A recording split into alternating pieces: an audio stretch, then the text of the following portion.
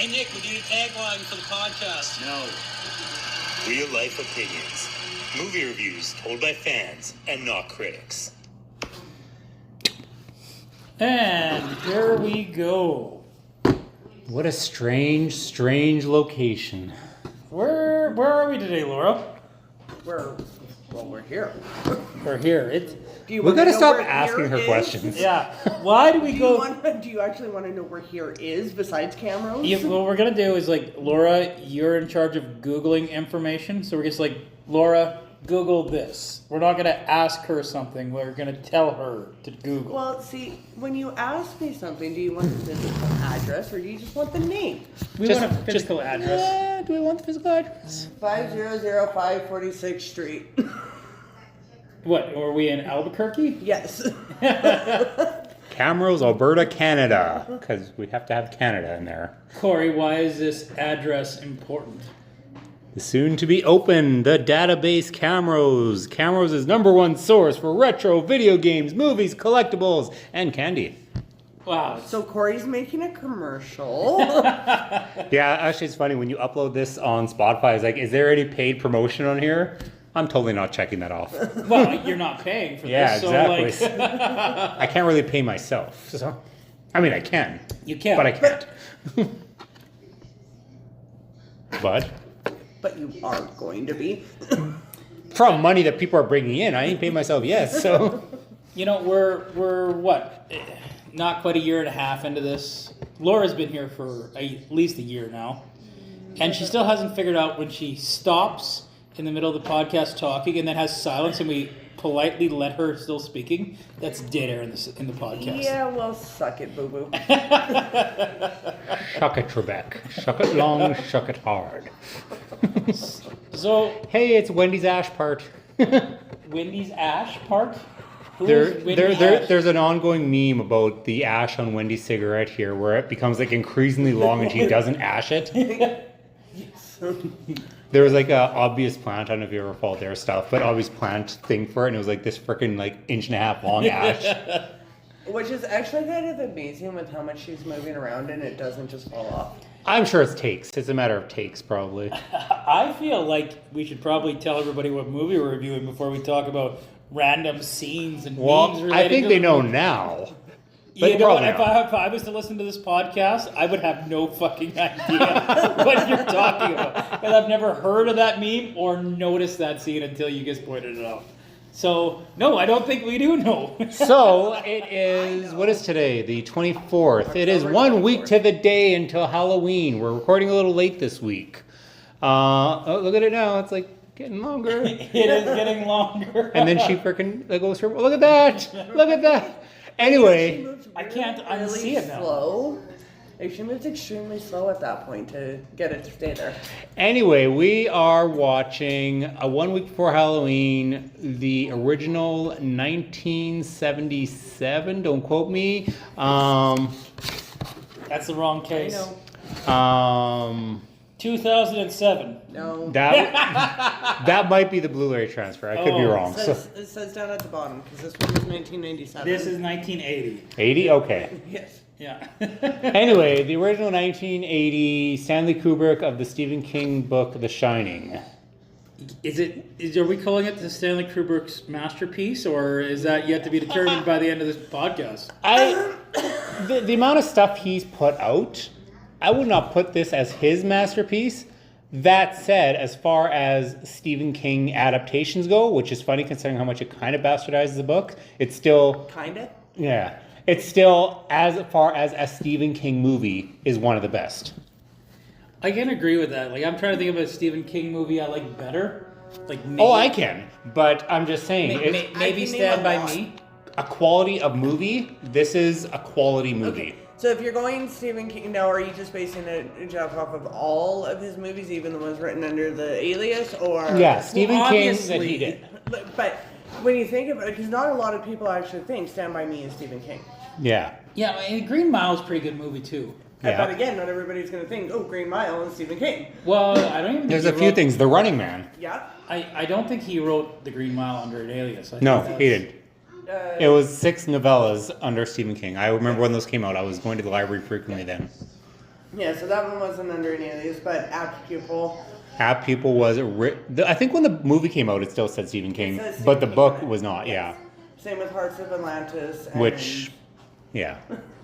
I don't know if I've seen Apt Pupil. I'm trying to think of it. Who's in it? Brad Renfro and Ian McKellen. That does not help me think of that movie. Does not help me at all. It's about a boy who Discovers his neighbor. He's like, hey, he looks like a Nazi war criminal from before, and so he calls the guy out, and he's like, I don't know what you're talking about, until he finally admits it and fucking starts doing Nazi shit. Well, it's because he finds the chest with his old Right, and he starts unlocking memories. Yeah. And to the point where he like puts a cat in the oven and everything. Is Ian McKellen the Nazi? Yeah. Yes. That's ironic. Which is ironic, yes, because between Schindler's List and X-Men, he plays the Jewish. Yeah.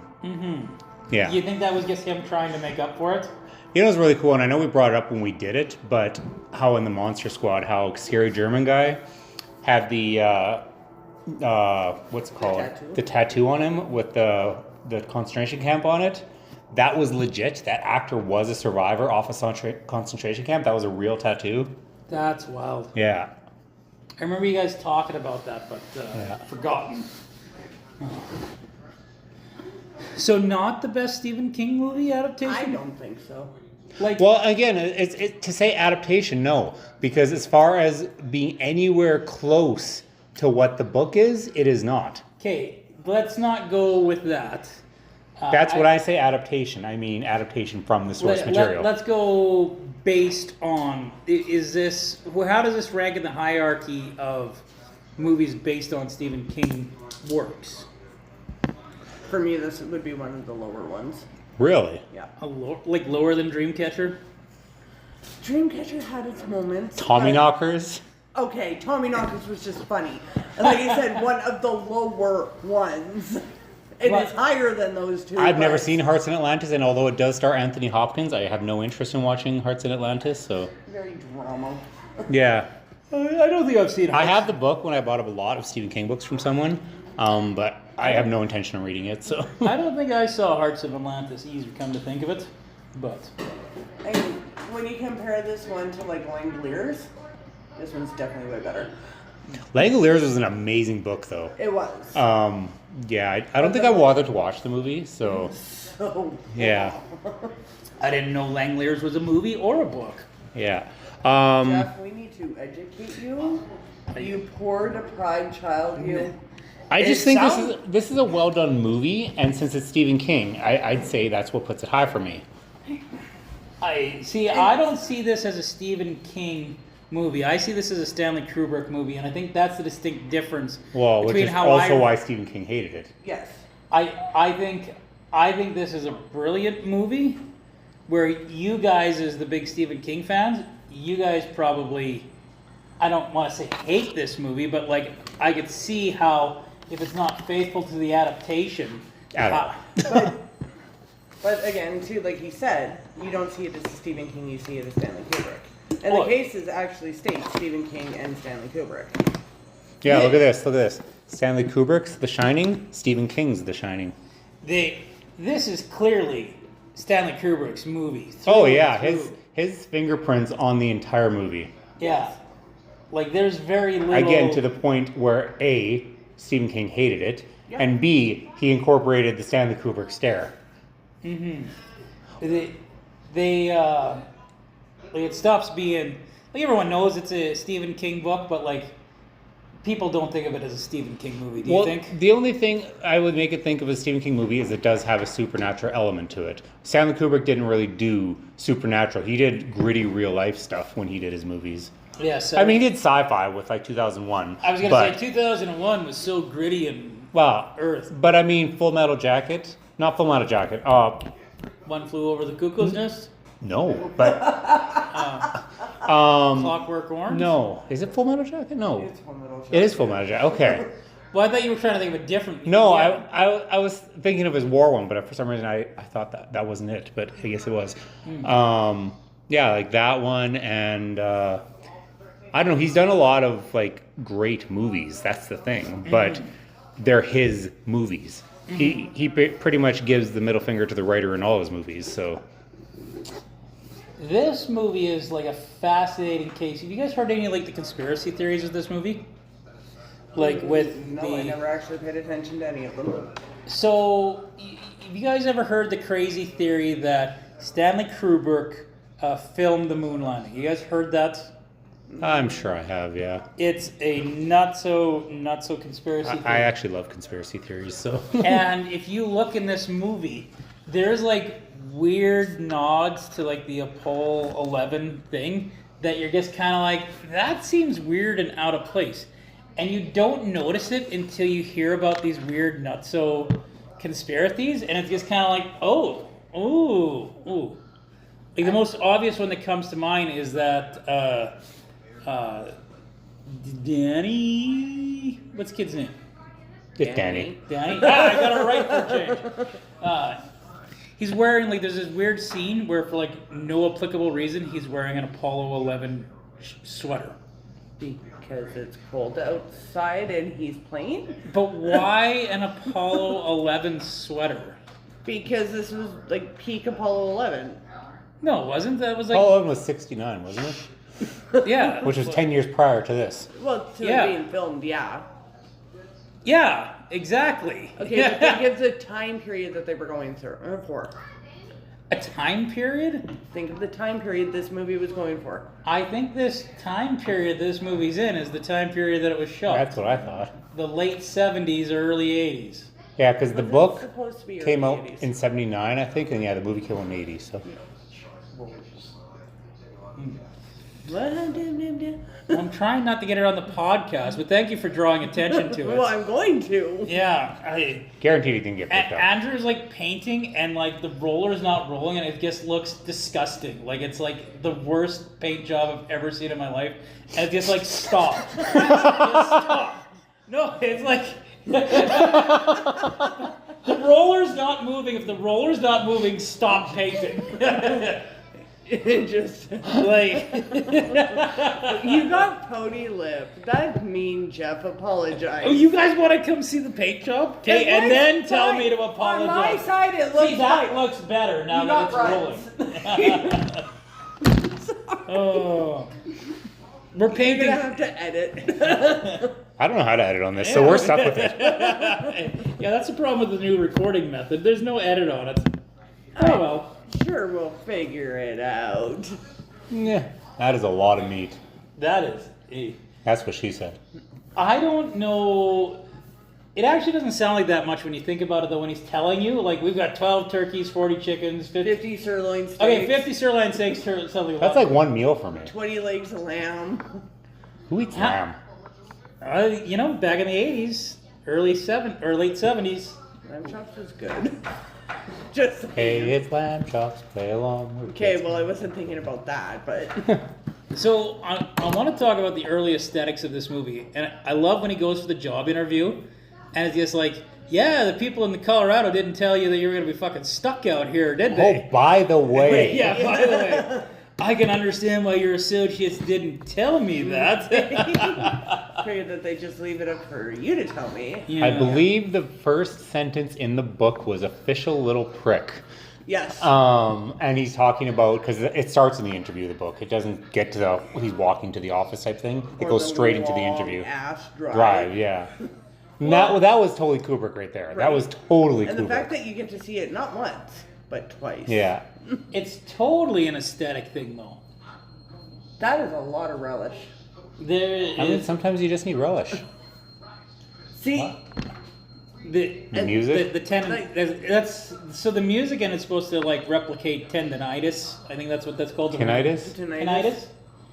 And it does like an amazing job, I think. Well, it's annoying as hell. Yeah, I think it's. I don't know if it's supposed to be annoying as hell, but like, it. There's so many emotions with the music in this movie for me. Like, And shout out to Scatman Crothers. I mean, dude, it's Scatman Crothers. right? And I love what the later flashes. He's got like the booty pictures in the frames in his like bachelor apartment. It's like, could you not have taken a shot on a creepier picture? Like, come on, Kubrick. I mean, a black man in the late 70s, early 80s, they're going to make it a little stereotypical. Well, is that a stereotype I'm sure it of is. that time? Like, I guess that was how you showed that he was a bachelor. Maybe. And I'm sure that- Isaac Hayes' place looks the same. Yes. See, if he was Isaac Hayes, like, I would definitely imagine the same pictures on the wall. I think they purposely make the hotel very kind of creepy, right? Oh, yeah. Like, this is the part where it's supposed to be, like, friendly, right? And that's actually, and I alluded to it before, my one and only issue with this movie. And I know that this could wait to the end, but I think it just, based on what you said, is a perfect way to bring it up. What made the miniseries so good and what the book did so well is Jack's character was supposed to be happy-go-lucky until he went mad. But Jack Nicholson always looks insane. So there was no real, in my opinion, transformation. He was always that crazy. So, and a lot of it is, like you said, with Jack Nicholson, if they had tried to tame his hair a little bit, it probably would have been a little bit different. But they really needed to like tame his hair. Well, I don't know what was going on with his hair in this one. Like, he was, I don't know, like, maybe it's just Jack Nicholson. Is that just his hair when he was at this age? Yeah, pretty much. Oh. Oh. He does try to come off a little happy-go-lucky, right? He does. But it just, Nicholson can't do happy-go-lucky. No. He really, really can't. Even in Anger Management, when it was supposed to be a comedy, he still seemed insane. But that worked well. Well, Because he was supposed to be insane. exactly. So, I'm painting right now, by the I way, was gonna say podcasters. Jeff's gonna So distract me. I gave Laura shit for cleaning the floor. Now Jeff is helping. Okay, but What, you are know we what? doing a podcast tonight or what's going on? Okay, hey, in all fairness, Jeff and I discussed doing a podcast where you're setting up the store and we're just going to sit in the corner and comment on what you're doing. But since he's doing that, I get to ask my question now. I'm just really quick. I'm just saying, if you guys wanted to help, where the fuck have you been? I was building shelves. Yeah, Last night I worked till fucking 8 o'clock at night. I was in bed dying from the plague. Are you painting the front of this? No, because I got a plastic material, kind of thick, whatever, with my logo getting affixed to it. Okay. I gotta go wash my hands, so I will be back. There's no water yet. I'm kidding. None of these after these important messages. Just Yeah, there's no, no just- water. Okay, question. I might have an answer. No, your question. What is it? I asked it. Are you painting? Oh, that was the question. Okay. Because Jeff was painting, I got to ask my question. Gotcha. No, it was measured to that exact. It's a weird plastic. It's Like a poster board. like basically. poster board, but probably 3 times as thick. And it's gonna have my logo vinyl on it. Okay. And it's a black background. Okay. So Laura's right. You should have roughed that up. you just have to do 2 coats. You let it dry the first time, and then you do the second coat after it's dry. It is peeling already. No, it's not. It is so. Where is it peeling? In several places. It is Back not to the peeling. podcast. And like, where did you get these paint rollers from? The dollar store? Because like, they're terrible. They're like the worst paint rollers I've ever used. No, in my because life. if you buy them from the dollar store, they only sell them in singles, not triples. I'm pretty sure I bought them at Walmart. Well, that explains it all right there. They're that type Why- of material. Why couldn't you have gone to like Canadian Tire? Or That's where I got my like, paint brushes. Or Yeah. Rhoda. Yeah. Where you could get like a higher quality paintbrush. And then they're not the ones that stick on the little frickin' pole. You actually get a roller. No, I hate the roller ones. The ones in the pole are They so much work easier. better though. You work better though. I do work better, and I do the painting for a fucking living. So So we've got this amazing scene with the caretaker. What's his role? He's the head chef, right? He's the head chef. Talking to Danny about The Shining. This is an amazing scene. Am I right? Am I going to gush too much about this for a movie you guys don't like? Oh, I like the movie. The movie itself is good. Get rid of the music. The music makes it though, but like The music is annoying as shit. when Danny asked about room 237, and you could guess this look on the chef's face, you could just see it, like everything about his body language and his eyes change in that moment right there. What's his name again in this? I just remember him as the head chef. I'm terrible with names. Frick, I know it too, and I can't think. Let's make Laura. What's his Google name it. again? I don't know. I was putting up. I don't know what you were doing. Googling. Get down and Google. He was. It's helping. This is how this podcast is gonna go. That is a beautiful location for a hotel, though. Yeah, and it's real. Yeah. My wife thought it was. It's 3 something down in just on Highway 1 there. Scatman Crothers? His We know character's that name. It's Dick Halloran. Dick, that's what it was. Dick Halloran. Yeah, that's what I was Halloran. saying. How did we forget a name like Dick Halloran? Well, and they say it several times, Dick. And then why didn't you have an answer? Why did you have to Google it? Because I was helping. I feel like Danny's too big for this tricycle. Yeah. Like, he's got to at least be 8 here, right? 8-year-olds don't ride tricycles. Maybe 6, but he still doesn't ride a tricycle at 6. Yeah, 6-year-olds don't ride tricycles. Although, those things, those big, they were called big wheels, I think, something like that. I can't don't remember. think that's a big wheel. Like, it's similar to a big wheel, but it's It's got fucking Harley Davidson handles on it, though. Yeah. They're called gorilla bars. Just No, saying. they're called ape arms. Or 8 arms, yeah. Yes. But even I don't remember the name of that tricycle brand. This is like...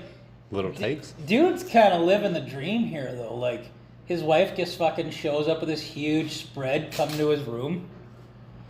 And, like, does it bother anybody else how she does, like, all the work? Yeah, you're hired for a caretaker. All right, can you cook, clean? He has to do the boilers, though. That's important. She does the boilers. She does it all. Oh. Yeah, I totally...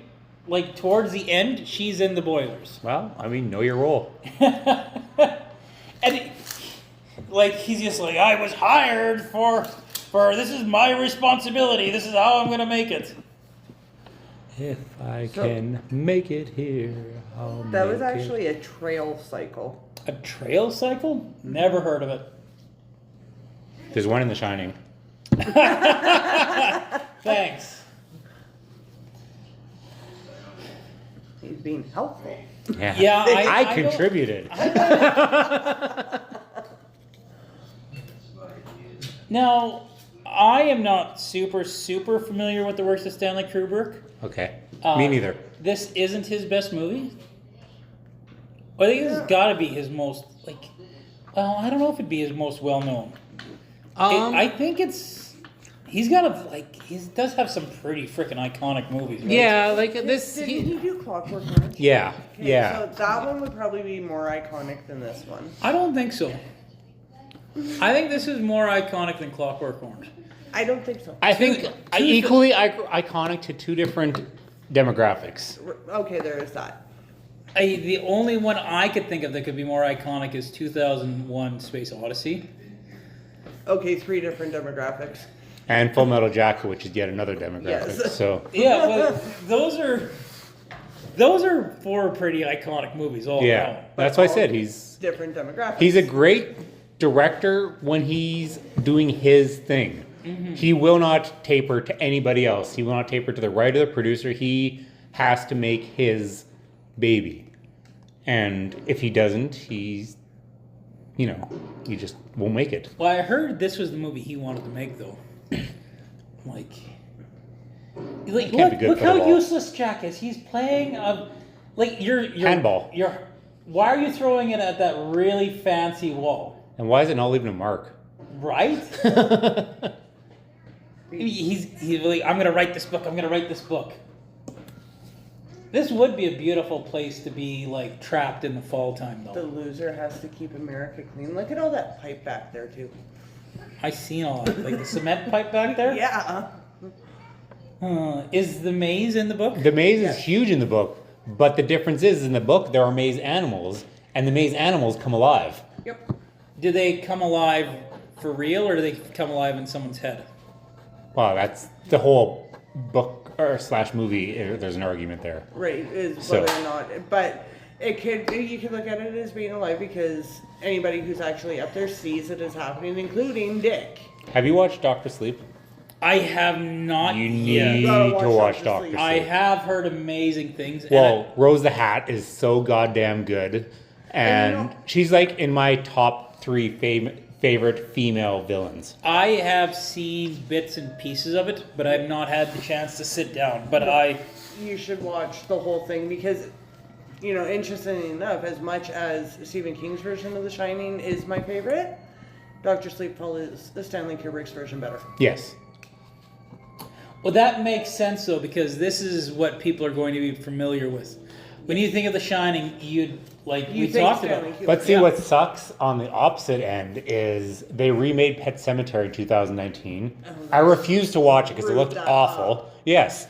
But then they made Bloodlines, the prequel, which was a prequel to the remake, not the original. Yeah. So, Well, but that happens. Like that's the way you should do it. If you're going to make a remake, you should commit to the remake. But if right? you're going to make a remake, then you shouldn't screw up the first one. well, you know that meme where it's that black guy and he's like, "Am I a joke to you?" Have you seen the trailers now it's for the this? black guy. I thought it was Meg from Family Guy. No, not that one. Oh. You guys think you're better than me, is the Oh main yeah. one. Anyway, no, but what's it called? You seen the trailer now for the new Mufasa movie? Yes. I have avoided this. That's fine. You're not missing anything. But it's a prequel to it's a live action prequel to the live action Lion King. If I was the animators from back in the day, that would be my meme. Would be showing them and then showing the guy. Am I a joke to you? Because the animated movie could have easily had a prequel and people would have loved it. I mean, technically 1.5 was like a prequel in itself. Yeah, well, it was a prequel and a sequel. Yeah. And And an overlap. I Yeah. was trying to think of the term there. I don't know if that's the right term, but yeah. Yeah. But either way, so I do think I'm gonna watch this Mufasa movie. I want to see what they're doing for him. But Look at that giant can of corn she has. I thought that was peaches. Is that peaches? That's I don't a know. giant can of peaches. That, like, who's going to eat that many peaches I in could one eat that sitting? many peaches. I'd go into diabetic coma, but I could eat that many peaches. And Yeah. maybe she's making peach cobbler. I don't know. You know, do you think they were put there by a man? We're gonna leave that for the listeners to figure out. He sure gets around in that, what's that called again? Trailblazer, trail rider, Trail Trail ride. Trail trek? No. I think he called it a trail rider. Come play with Now us, I gotta look Stanley. again. When Stanley Kubrick went to this hotel, he must have been like, yes, that's the carpet I want. I need that creepy octagon shit. Did I tell you what I'm doing with Trail my cycles, tattoo? yes. No, you have not. So I'm getting this outlined. Forgive me, everybody, for a second. I'm getting this outlined in full now because I just didn't like the just that. Yes, the podcasters can totally see Yeah, that. well, that's what I said. I'm Carrie talking to you doesn't guys. look right. No, she doesn't. You're right. But either way, all my background for here to here is going to be the shining carpet. Nice. Anyway, I digress. I know nobody could see it. I was just more talking to you guys than I was talking to them. So the significance of room 237 in the book, how does that change? Because I know you really wanted to do a comparison, and I'm sorry I messed that up on you. But how about we talk about the comparisons between the book and the movie? Honestly, as far as the movie goes, 237 was done well. The Golden Room was done well. It was just the little things. Like I said, like the hedge animals was a big deal in the book, and it was in the miniseries, but not in this. You know, there's a bit of a. I had a bit of a what's that term called? Where, like the Fruit of the Loom thing or the Berenstain Bears thing. What do they call that theory? Mandela effect? Yeah, I had a bit of a Mandela effect because when you said that, I thought they had statues in this one. They have statues, yes, but they don't have hedge animals. Oh, it's hedge animals. Yeah, they're actually carved out of Okay. the bush type thing. And those are what come alive. Yes. Like, here's the debate I wanted to ask. So we're watching Jack typing right now. All work and no play make Jack a Jack dull boy. Is that what he's typing now, do you guys think? Yes. Or do you... So he's been typing that the entire time. That's not just something at the So end. again, like I said, Jack didn't go crazy. He was always crazy, which defeated the purpose of the book, which was the journey into madness. Yes. See, I don't know if I think that he's crazy the whole time in this version. Like, I just think that, like, I do think he descends into it here. I don't think he descends into it. Like, not the beginning of madness. I think he descends further into it, and he just can't hide it anymore. Yeah. So, does Danny's arm get hurt in the book? Yes. Yeah. So, like, There's like a whole chapter dedicated to that, actually. Yeah. that's the only thing that would elude me to think that he was already crazy. But he was drunk then. That was that. His before all this, he was a drunk. He broke Danny's arm. He got sober. Yeah. I don't know if I see this as... I think you guys see this as he was always crazy because it's Jack Nicholson paying Well, that him. could very well be it. That helps with it. That does help with it. But like when you're going into it and you're hearing the part, like, you know, he did it while he was drunk. It was an accident. Blah blah blah blah blah. And then he's going into the gold room, and all of a sudden he's not fighting having that drink of alcohol. So it's like, you know, think of it as like an addict coming off of drugs. I saw another meme and it was quite funny. It's like continuity error in The Shining is at one point he's in the bar and it's full of people, but we all know the hotel's empty. Missing the point. Yeah. 100% missing the point. In Doctor Sleep, they actually have Jack in it. In a Well, sense. they have a look like. Well, it's not Nicholson. Yeah. But his name is Jack in this too. So. Yep. Wow, Danny and Jack. Yeah. They're not that creative. Not Anyway. at all. Well, did those names come from the book? Yeah. Yes. Huh. So it was We like... need to cast Jack Nicholson. No, Yeah, his it's Jack. character is Jack Nicholson. Fine. Well, the little boy's name's Danny. Danny Lloyd. What? Wait a minute. What was the kid's name from episode 1? Wasn't that some sort of Lloyd? Jake. Jake Lloyd. Connection? I don't know. I don't think that's worth our time to Google. So. You don't gonna think say- that's worth their time to Google? Oh my God, fine, Jeff. Wow, look at that snowstorm. And Like- again, that see. Yeah, see. See, but he's fucking nuts. going... And that's the KUBRICK'S stare right there. He's going crazy, though. Like, he's not crazy. Okay, but if you notice too, the mom and the kid are not going crazy, but they're actually going outside. Yeah. Vitamin D, yo. Right? Anyway, but he's like that is the KUBRICK stairs right there is what that is. Oh my God, look at his eyes. I don't think I noticed that before. He looks fucking psychotic. Yeah. But, so how slow is the descent in the book? Well, It's much more do you know gradual. who Steven Weber is? Very, very... Do you ever watch very- Wings back in the day? Oh, okay, yeah. So he plays Jack in this. That's him right there, right? Okay. And see, there's the stair. But Steven Weber is easily a Happy. happy-go-lucky guy. So watching him descend into madness was a masterpiece. And Rebecca De Mornay played Wendy in this, and she's so fucking hot. So, like, even though people would say this is perfect casting as Jack Nicholson, it's actually terrible casting? Well, again, for a crazy guy, they had it down to a science. But Oh, yeah, as but- someone who wasn't crazy originally, not so as much. He's amazing when he's crazy. in Yeah. this. Oh, yeah. But, and I do see where you guys are coming from with, like, he seems crazy to begin with. But, you know, he's just creepy to begin with, right? No TV and no beer make Homer something. Go crazy? Don't mind if I do. Woo! Yeah. Yeah, not quite what they're alluding to, but I see where you're coming from too. It's pretty smart that they had that stereo there, or that two-way radio. Yeah. They had the stereo. You know what I meant. I do know what you mean. I feel kind of Hey, bad. this is Wendy. How are you? Good, good. How's your family? Good. I legitimately feel bad because it's not something that would happen nowadays. They wouldn't have a radio in places like that. Right, so when your phones aren't working, you're fucked. Yeah. No, well, I'd say in a case like this, they'd probably have satellite phones. Would you have satellite phone? I was yawning. That was on me. Would you have, like, the satellite phones are kind of expensive to have. Yeah, but in a place where you're going to be abandoned, in a place where all the highways close around you, you're going to have satellite phones. I've been in pretty remote places that never had satellite phones.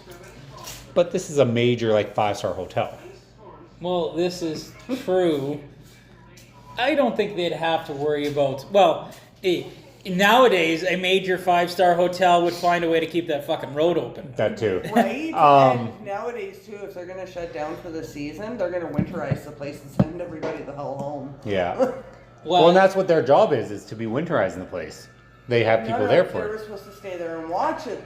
And throughout the winter make sure the season. boiler kept going and make sure... So it's winterizing see, it, so... When we say winterize now, they're going to put chemicals into the boiler so that nobody... Oh, like has the anything to- antifreeze and the pipes and everything? Yeah. They're going to put glycol in. Come play with us, Danny. I think the boilers nowadays are a little bit more, Advanced? yeah. They are. Are the girls accurate to the books? I mean, they're girls. They didn't have to do anything. They didn't break the mold with that one, so... They pulled off the creepiness. Oh my god, is he going cross-eyed?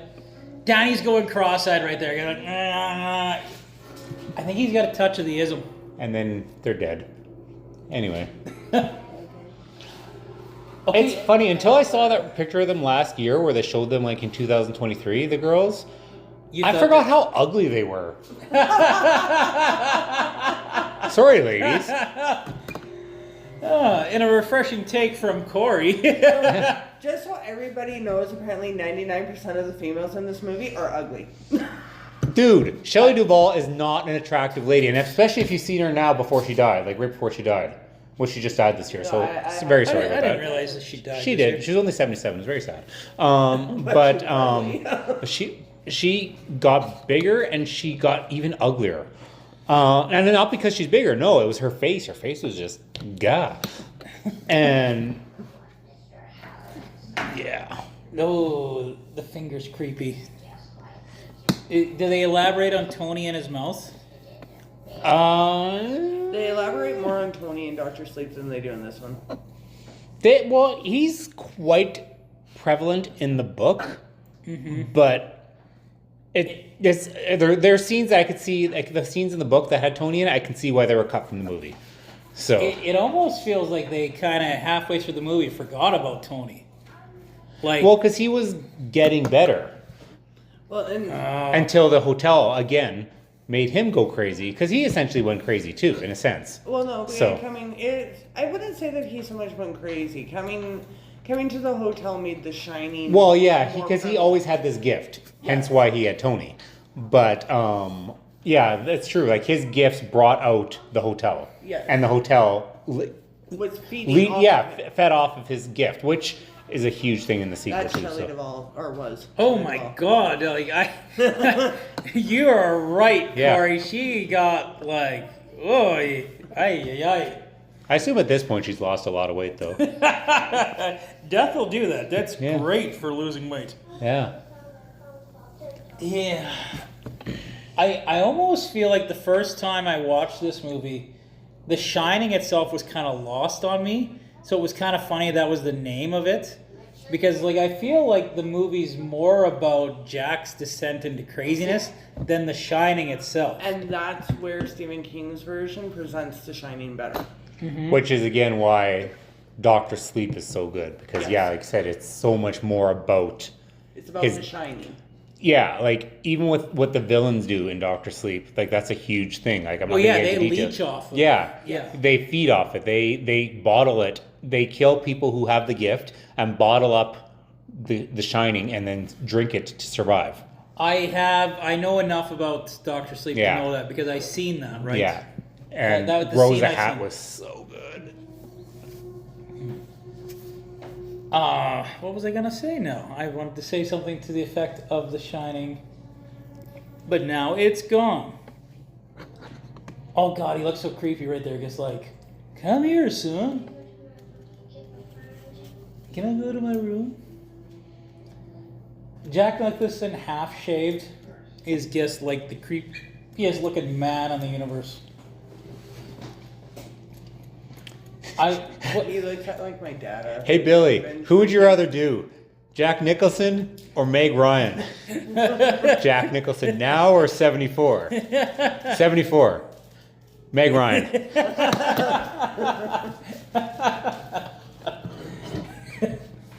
And Jack Nicholson probably looks better now than he did back then. But maybe not. 74 was One Flew Over Cuckoo's Nest, so I didn't think he looked. he looked like Jack Nicholson still back then, just Yeah. younger. So I wouldn't say he looks better now. He just looks old. now he's Not now, he's no. let himself go. If you ever watch a Lakers game or at least see highlights of one, or whatever, he Yeah, looks he's like always- shit. Yeah, because he's just like he's old and creepy now. But he's who's my always- favorite Joker? He's always been old and creepy though. But now he's really old and creepy. Yeah, like he's less old and creepy here, but I'm sure he's younger than me in this movie, and he's still old and creepy to me. Well, he would have been probably in his late 20s for One Cuckoo's Flew. Nest, yeah. So he's probably in his late 30s here. Mid to late 30s. So the 30s. the 30s hit hard back then. Yeah, yeah. In the 80s, I guess there's something different about the 30s, right? So the 30s, not according to Jeff. The 30s aren't back then, but the 80s are. No, age. We're talking no, age. Well, that's still not back then. Just saying. I'm confused. Anyway, I think that she was kind of half paying attention to what we're talking maybe. about. I always Maybe. And then got in there. Ow, ow, ow. But I feel like we need to take a little stretch break here, guys. So we'll be back after this commercial break. Body break. Do do do do. Body. Remember back when we Yeah. had like editing tools? Remember when we cared? We still care. I still care. Did I I still- make you sing that during camp? Yes, I did sing What? body break. I There's, can't fire. there's no video evidence of this. Thus, it didn't happen. That's it. Completely admitted to it. I know. I was looking at the hot water tank today, and it's on warm instead of hot. So I was Yeah. thinking of. I feel like this is, the podcast audience are loving that you're talking about the hot water So- tank here. Jeff, my original podcast idea of us just sitting in a corner commenting. on Yeah, what that's he's what doing. might just happen here. Right. So when Jack's at the typewriter here and he falls asleep, he starts screaming in his sleep. Now, do they go into depth in his dream in the book at all? Or is it just like a mystery thing that happens? I think so. No? If I remember right, no, he's just described as he's having a nightmare. I thought maybe there was more meaning to it. No, if I remember right, it's just that. And why do you guys think it happens when Danny gets attacked in the room? Like, is it coincidence? Do you feel? That's the problem with it. I don't know if it's a Stephen King thing or if it's a Kubrick thing, but like, there's a lot of, well, did that happen because this is happening in this movie to me? Like, is Jack going crazy because The Shining's affecting Danny, and it's like Danny bleeding off into him? Maybe. Hey, Yeah. That's a good question. Because they say in your subconscious, you're more susceptible to different forces. So So he's gone crazy because something bad happened and Danny's attached to it. Right? Is that our thought? well, or which I don't disagree, or the fact that he's been, isolated in a cabin for, Well, that's probably the Well, not real a reason cabin, why but- he's going crazy. and that's kind of the point of the movie is like what made him go crazy first. I I kind of feel like if you took The Shining out of this movie, you could have the exact same movie almost without the supernatural. Like, you could have him going crazy. Look at this fucking creepy bachelor's pad. Like, why is there a topless black woman with the biggest afro you've ever fucking seen in your life above that TV? It's bigger than the TV. Well, maybe it's more interesting to look at than the TV. Well, I guess. Boy, look at that snow. Oh, at least 3 have been killed in exposure to freezing winds. Go inside. And there's one behind him. Like, that one's... Like, at least the afro's a little smaller in that one. I bet you these ladies had neck issues. She's perky, though. She is perky. The other one's not so perky. Well, she's... Could be the same person. She's pretty perky, but she's not as perky. Yeah. I'm pretty sure it's the same person. This gets... Isn't it? It's at this point, too, where he starts communicating with Danny. Yes. Yeah. Well, you can hear the tinnitus. I'm saying it wrong, aren't I? Not really. No, yeah. The tinnitus is like kicking in right now, right? Oh my, like the look on his face. It honestly looks like he's having a seizure. Maybe he is. Or he's jerking off to those big black... No, that's the original It. That's the... Oh yeah. When they're in that the circle, yes. That wasn't jerking off. That was like total orgasm. That was a train. See, he's having a seizure too. He's going cross-eyed again. And he's drooling. Those ugly Look at ass purple fucking furniture. I like that carpet. The carpet's fine, it's the furniture. The furniture. And I like purple. Mm-hmm. Man, have you guys ever been to a fucking hotel room that's like has this much shit in it? Because I sure the fuck have. Well, I can't afford a presidential suite. Like, I find like even the nice ones, they're not this spacious. I want that bed. It's huge. Isn't there like a purple and green blanket on it though? I can change the blanket. You think Kubrick's just obsessed with like nudity? Yes. Is that what's... 100%. Because I'm going to guess in the Stephen King book is this like, we flash to... Well, no, they Larry? actually, in the book, they have the drowning victim in the tub. Yeah, but I'm talking about the giant naked black ladies with the huge afros. I do not remember that. They're not in the book, but the fact that this lady right here, she comes out and she's an attractive woman and he's turned on, they start making out and then she turns into whatever she turns into. Yeah. So this is all in the book, eh? Yes. This is what made Room 237 so scary. She was the ghost in 237. Mm-hmm. Like each area had its own ghost, basically, with the exception of the girls who got around. Well, that's because the girls were killed in the hallway. Exactly. So they could move. Exactly. So, like, there's more haunted rooms? Yes. How many more? Oh, jeez. So there's... The one with the dog and the president or whatever. Yeah, the dog and the presidents. The 237, the dogs with the presidents. The girls in the hallway. There's the one in the servants' quarters. I can't remember. There's a lot. Huh. She's naked. She's like... Yes. This is like aggressively nude. But it's funny because she's got a very average body. Like a better body than like a lot of the naked people I've seen. Sorry, Laura. I've never seen Laura naked, so like... If you haven't seen me naked, there's a problem. Yeah. He can still see. It's good. Like,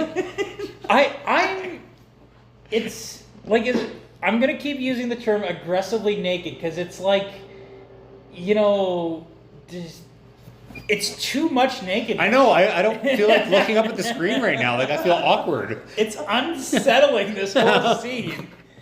You think that's why he shows the boobs in the scene before, just to like warm me up to the thought of boobs, and then like, oh, look, it's a picture of boobs. Yeah. Nope, here's some real ones now. I doubt that's why. She is far better looking than Shelley Duvall, though. Yes. Like, thank God. That's a very low bar, but yes. Thank God it's not Shelley Duvall totally naked in this movie, right? I'm sure Shelley Duvall's got a good body, but it's just she's got that face. Yeah. Oh, this scene creeps me out where all of a sudden she starts to cave. Especially considering how hard he's kissing her. I understand the creative decision to narrow it down to guess the twins and the room.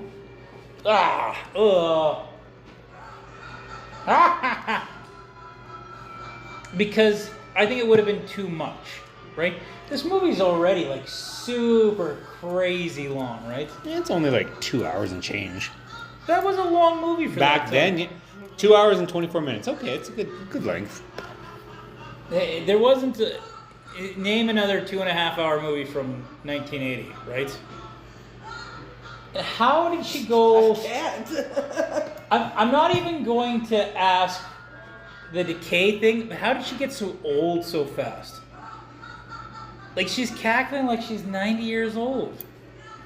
Like, she sounds like an old witch. She's been there for a long time, so... Oh, I guess so. She's just aged over time. And the twins, they're not actually twins, are they? Yes, they are. Yeah. I thought they weren't twins. No, there's. Like I said, I saw a picture of them last year, and yeah, And they're legitimately they're twins? twins. Yeah. I thought they established in the movie that they weren't twins. The Grady twins. That's what they're called. Oh. Well, maybe I misunderstood. Man, this guy is going to a lot of lengths to make sure they're safe. Well, because he knows what's happening. I feel like the cops would disregard this in real life. Yeah. Hey, there's a guy going crazy, and his family's seeing ghosts, and hello. Oh, I think all he says is just go, oh, I think the roads are plugged up. Could you go check on them? Right? I can't get a hold of them, and they've been up at the hotel for blah, blah, blah by themselves. The first golden room scene where he falls off the wagon. Just give me a bottle of bourbon, and yeah. Masterfully done. Like, so perfectly executed, I think. Yeah, like I said, the Room 237 and the Golden Room were done well. Mm-hmm. Does Stephen King ever answer whether or not he was actually... There the whole time? Yeah. No. It's just kind of one of those questions. Yeah, it's very American Psycho ending. How do you feel, Laura? Do you think he was there the whole time? You think he's always been the caretaker? No, I don't think so. Even though he's in the picture at the end? No, I even though he's in the picture at the end, I don't think so. I think it's one of those scenarios of they got one of who they wanted, but not all of who they wanted, because he's also in the New Year's Eve photo, not... That's what he's talking about, though. But he asked if he was the caretaker. Oh, but he was asking if he's been here the whole time. No, I don't think so. Well, if he was... Yeah, though I was kind of asking if he was there the whole time. But they say, oh, you're the caretaker, right? Like Yeah. the guy that killed the little girls. Yeah. Yeah, They called Jack, you've always been the caretaker. See, what I think more that they're alluding to is, well, he was up there. He was always supposed to be the caretaker, but his wife was doing it. So, like, he's supposed to be... He was always supposed to be there, but he wasn't doing his job? Is that what you're saying? That's kind of what I'm saying, because what I think is, like, that photo is, it's past caretakers that have gone up and done the winter job that the hotel eats, basically. But then it's like labeled 1931. Yeah, I know that. Why would they go through the effort to write murder backwards? You know what's really funny? Is Danny Lloyd was never allowed to watch this movie. So the fact that he's acting his ass off in this without having actually seen the things that's happening, because they any of the scary parts, he wasn't allowed to be in the room. How do you get a kid to act when there's no scary parts going on? Yeah. You threatened to take away their favorite stuffed animal. take away his Xbox One? I don't think he had an Xbox One. I don't even think he had an Atari Jaguar at this time. Because the Jaguar came out in 96, I think. So that was actually a poor The reference. Atari 2600, maybe. Atari 2600 is what I was going for. Could you imagine when he was finally old enough to watch this movie? Yeah, he's How like, exciting he'd oh be? my god. No wonder my parents did me. Am I fucked up? I feel like I'm fucked up. No, that's the poor kid from Exorcist. But that kid's probably fucked up too. Linda Blair? She is fucked up. She actually had to go through counseling. She would have been fine if she would have just stuck to that movie, but then she had to do the sequels and the spoof and She did the spoof of the it? Repossessed with Leslie Nielsen. Did you ever watch that? No, She actually played the girl in it too. Yeah. It was a music, not a musical. It was a Leslie Nielsen spoof movie of The Exorcist, and the thing that drove the demon out was rock and roll. And not only that, but the new Exorcist believer, She was in it she too. comes back as Reagan. Yeah, Really? Yeah.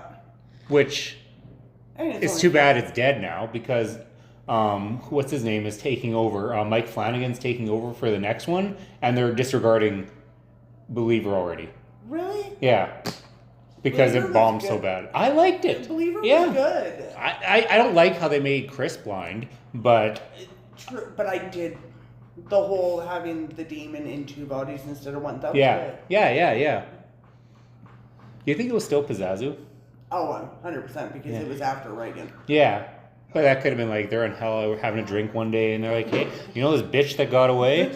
Right? You want to get her? Find her mother, you'll get her. Trust me. Yeah.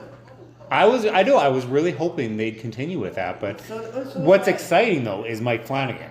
Right? Because he But- did Dr. Sleep, by the way, for reference. But And so, But my whole thing is like having both Reagan and Chris at the end. I was 100% hoping they just carry on the storyline with those two. well, Chris was in for most of the movie. It was Yeah. just Reagan at the end.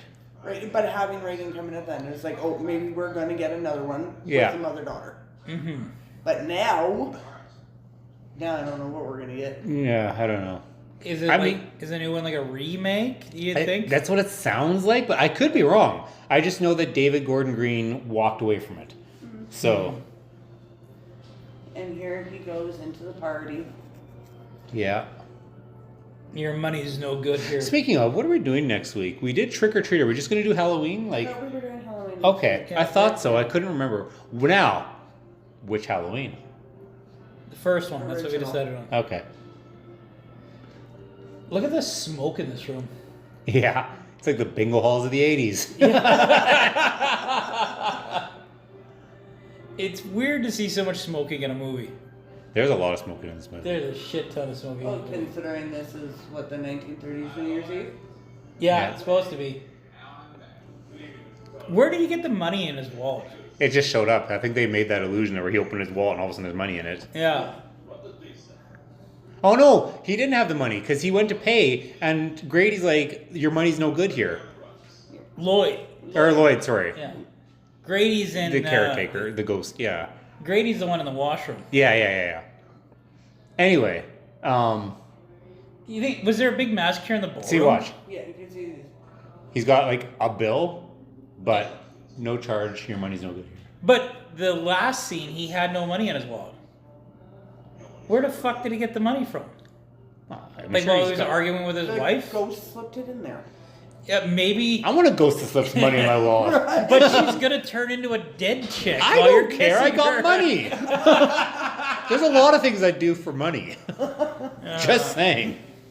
Kissing a hot chick coming out of a bathtub and then her decaying is one of them? Depends how much money. I am very easily bribed. I think he only got like a 5 or a 10, so like I'd raise the bar a little higher. Remind me, because it's not really worth talking about on here, remind me to tell you about how I make extra money doing karaoke on Wednesday nights. You should plug it. You should plug the It Er. Windsor. depends. Are you stripping? No, that's how you lose money. Okay. Well, if you're stripping, like if the wrong person's stripping, yes. Yeah? As he looks down, yes. Oh, I guess he's not the bathroom attendant, he's the waiter. I thought Grady was the bathroom attendant, but he just goes in to help him get clean. Oh. Yeah, no, I host. It's not very much there. I host karaoke on Wednesday nights at the Windsor Hotel, classiest bar in town. You don't do it at the Retro no more? Oh, and sorry, Saturday nights at the Retro. The Windsor is not official that I'm doing it. It's just I don't know what's happening. I feel like you're getting paid more there. So No, That's not the flex you think it is. Because like the last few times she just hasn't shown up, or yeah, like I don't. I asked Jay, and he's like, "No, she's still here." I'm like, "Are you sure?" Because he's like, "You're doing next week. I've done it for like 7 weeks in a row now." Yeah.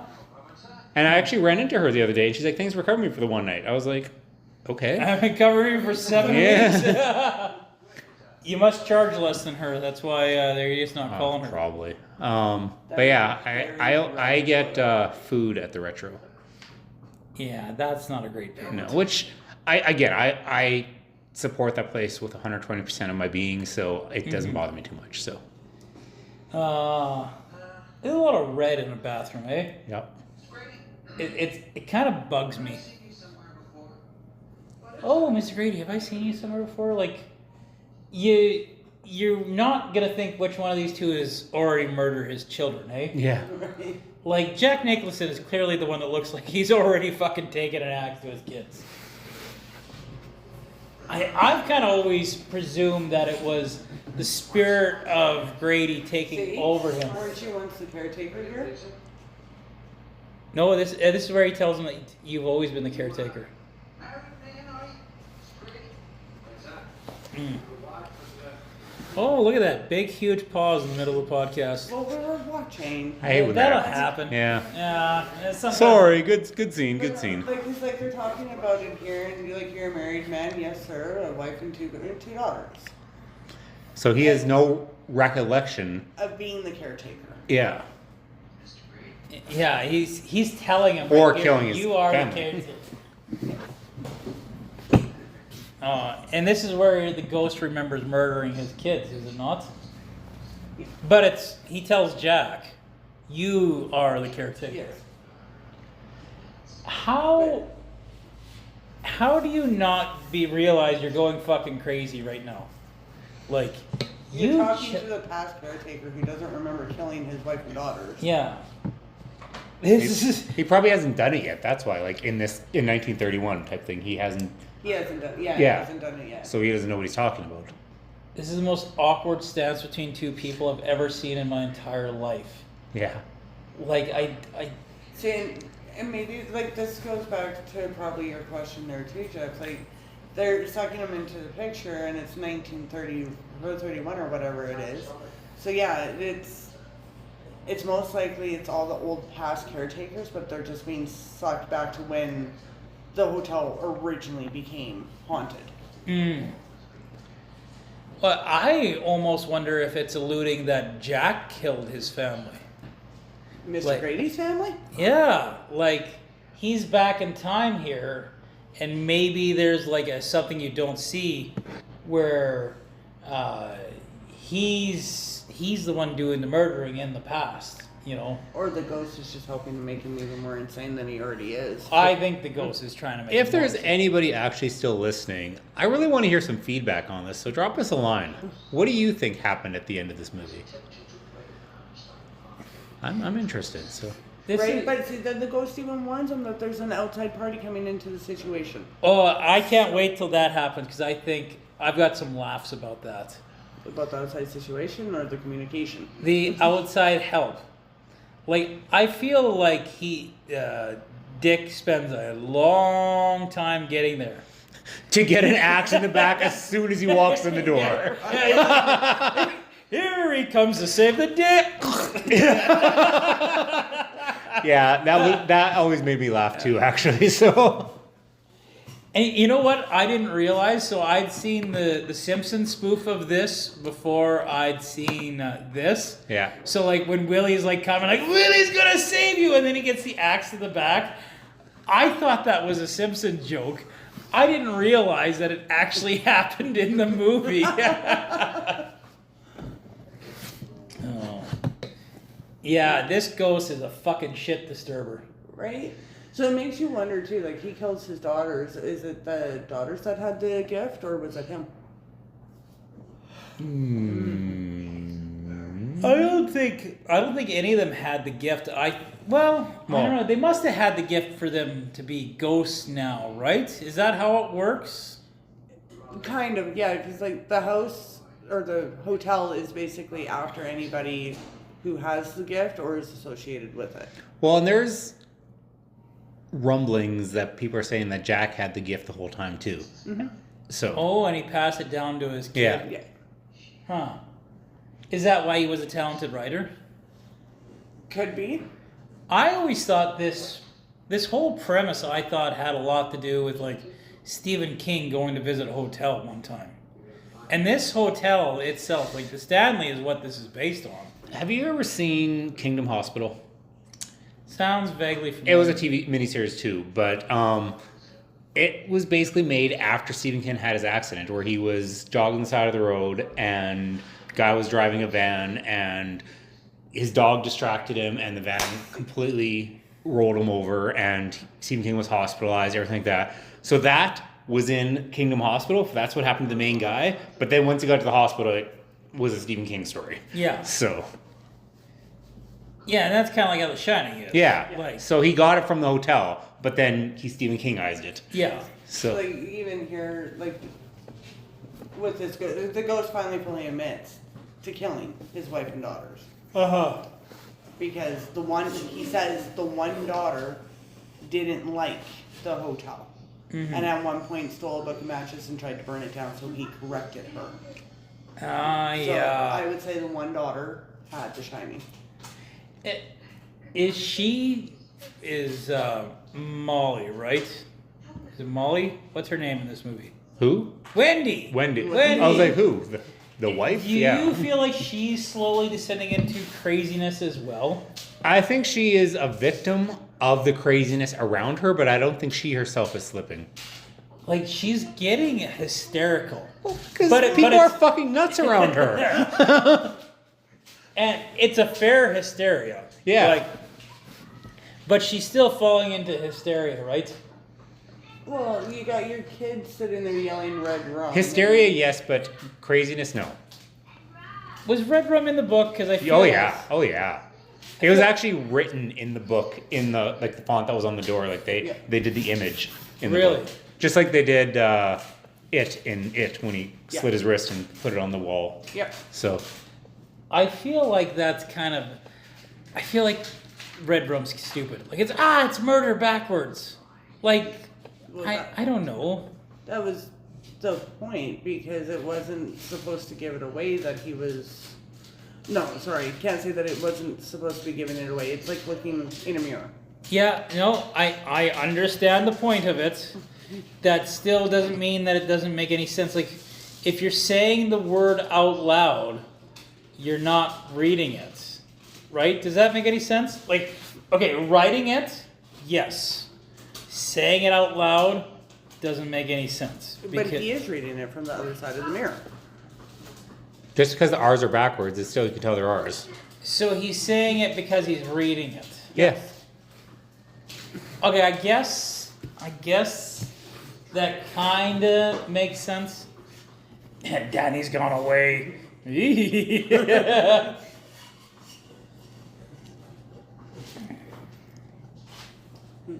Manny. Jack.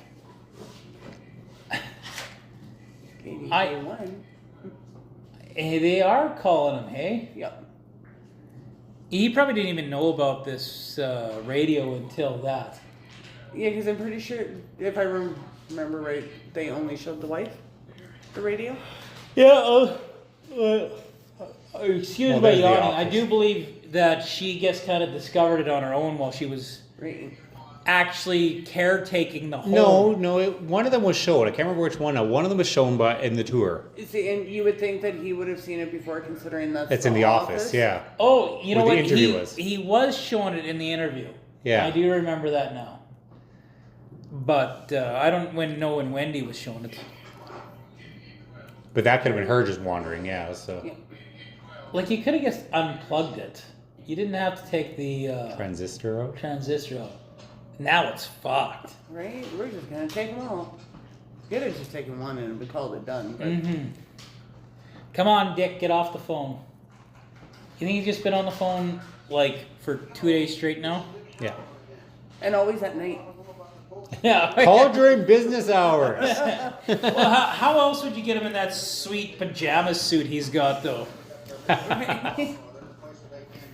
I really feel like the cops would not be trying this hard to get a hold of him at the Overlook. Oh. Yeah, but probably not. I'll call you back later, so tomorrow night. I do believe he did save Wendy and Danny's life. He did. By showing But- up when he did, he's... Well, not so much by him showing up, by him bringing the cat with him. The, Well, yeah. whatever the Yeah. hell, the snow cat or whatever it was called. But see, like, he's coming a long way.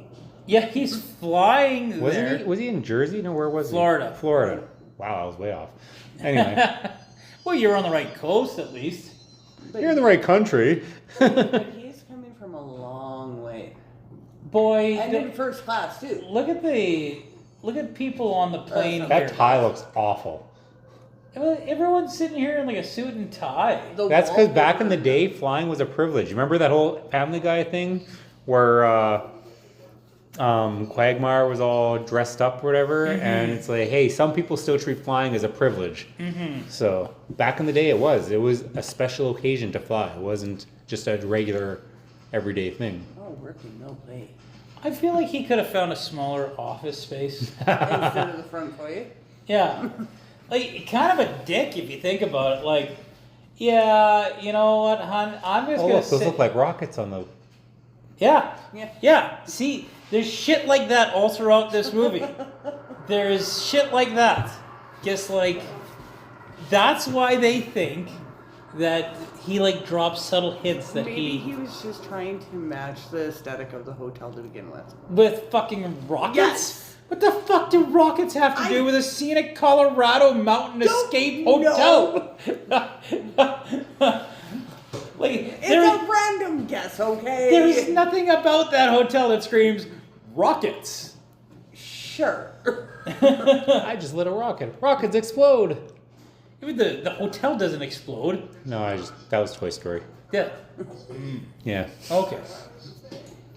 Hey, look, it's Dick hollering again. Hey, yeah. I'm gonna need something to drive. I'm kind of glad, hear me out first, that guy at the gas station is black, because the fact that at one point Dick was the only black guy and he gets killed. Right. So you just want like a second black guy? Yeah, just so it's not that bad. But you gotta think, it's not a very big cast. It's 3 people in a hotel that are there by themselves, right? Yeah. There's only like 3 other. Whitewashing. That's not. They need to be like a gay couple with an adopted transsexual son with. I'm sure when the Okay, remake Corey, comes out. do not give them any ideas for a remake, okay? And for all we know, there's some Hollywood producer out there listening. It's like, oh, look, great movie ideas. So he flew all the way there, and now he's gonna drive fucking 5 hours. Just to go pick up a snowplow. Yeah. Like, my God, the lengths he goes to. Look at that road, yeah. That's a fucking sketchy drive. And he's from Florida. Do you think he's ever drove on ice before? I bet you not. That's probably why he's doing 10. Chain law in effect. Well, yeah, like that road's friggin' atrocious. It's like BC. You can't drive in the mountains in BC without chains on your From tires. October 1st Yeah. till... Like I think you got your. Oh my God, the yawning. I think it's you guys are thinking that wrong. It's winter tires you need, and you should have chains in your vehicle, not on your vehicle. They have a bunch of chain up areas. They got the Coca-Cola. Chain up. Oh, yeah. But yeah, winter tires are a must. Like, it just looks angry now. Not even drinking his freaking. And he's chocolate watching milk. Roadrunner. How it can be angry? Yeah. Then again, I wouldn't want to drink that chocolate milk either because it doesn't look like it was stirred very well. Well, like, so how old is the milk in this building?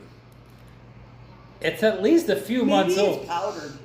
Probably powder. You know what? You're probably right. It probably is powder. But I think it's time we take another quick break here, guys. And we'll be back. All work and no play makes Jack a dull boy. So you guys think he was crazy okay. No, he was crazy the whole time He because was 100% crazy the whole time.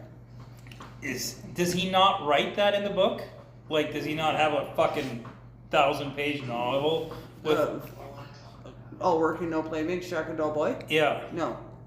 Well, how does it work in the book then?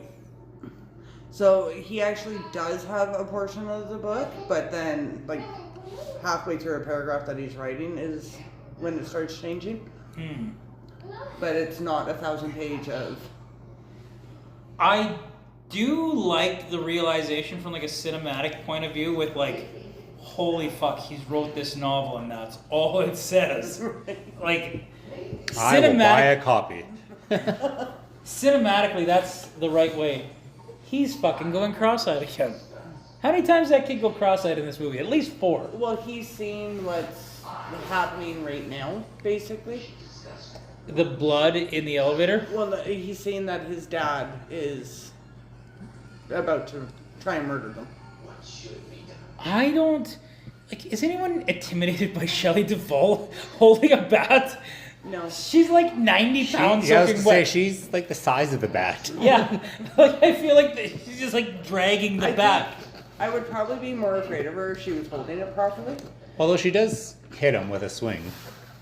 Well, yeah, she does finally land a hit. But you know... But she'd still be scarier if she was holding it properly. Yeah. It's like WWE rules with a sledgehammer. You could swing it, or you could just go like this with it, or cover the front and go like this with it. Andrew was just saying while we were on the break that there was 127 takes of this staircase. Yeah, her climbing up the stairs with him chasing her. And I don't even think it's a good take, really. Like, it's kind of fucking awkward. Oh my god. It was only kind of awkward. Yeah. I thought it was very awkward. But Yeah, okay. it's like, could you not have found a better shot in that 127 shots we took? He's spouting out about his fucking responsibilities. Dude, you haven't done any of your responsibilities this whole movie. No, she's done it all. No, his responsibilities was to write his novel. No, he's just like, I want to show these people. These people have given me a responsibility as the caretaker. Look out for this hotel to May 1st. Of course it fucking matters to her, you douchebag. Because she's doing the work. Yeah. Maybe, Wendy, maybe you should have signed the agreement. Because, like, clearly you're the only one that gives a fuck about this agreement. Why do you think it took so many takes to get this scene? Because Kubrick. Well, not only that, he's probably going more based off of the way Alfred Hitchcock filmed things as well, like the shower scene. Yeah. Like, what do you mean? So, the infamous shower scene for Alfred Hitchcock, 78 takes, 52 cuts, and the scene was all of 45 seconds. For the shower scene? Yeah.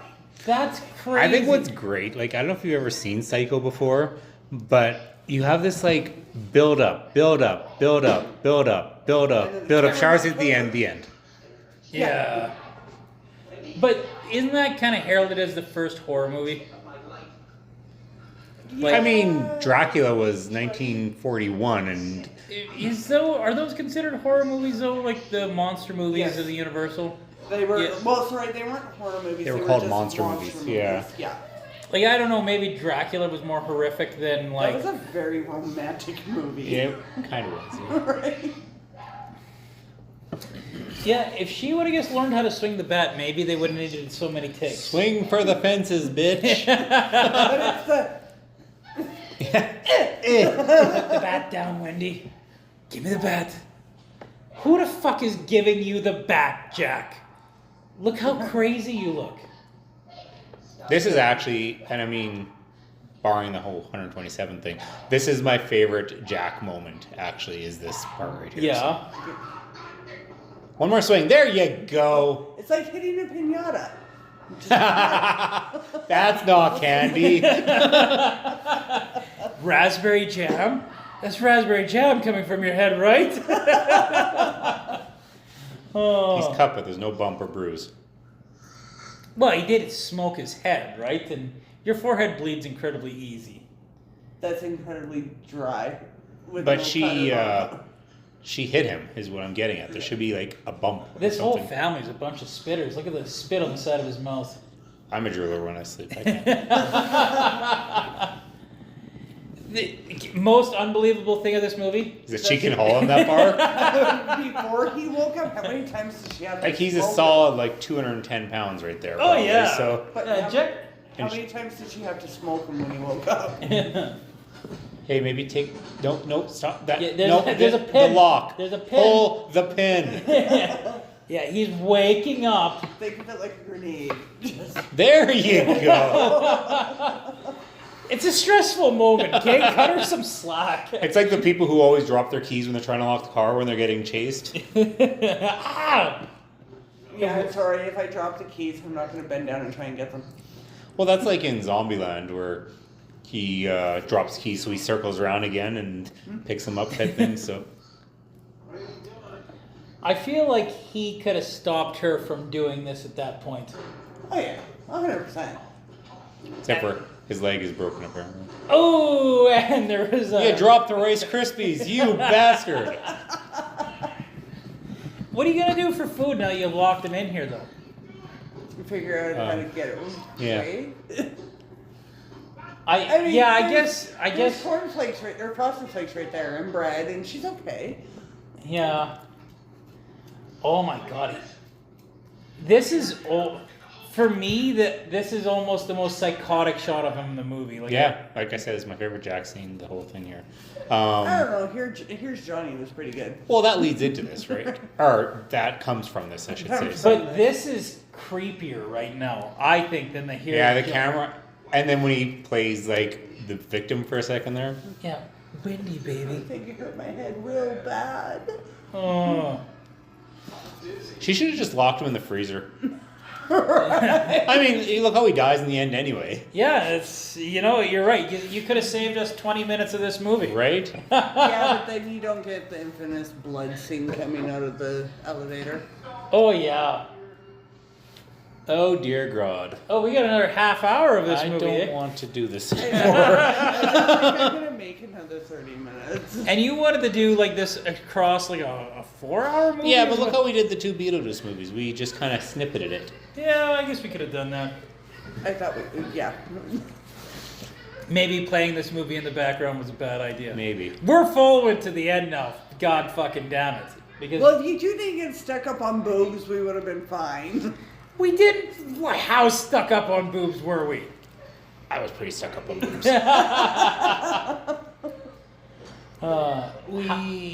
Yeah, okay. What were you gonna say? No, I'm just... You're thinking about boobs again, aren't you, Corey? No, I'm thinking about my inability to maintain attention. Oh, well, that'll happen. It's like you have an attention deficit in attention. I knew what I Are was you all saying. right? I think you're trying Jeff's to gone say cross-eyed. Yeah. Jeff, are you being hit with the case of The Shining? Yeah, I got.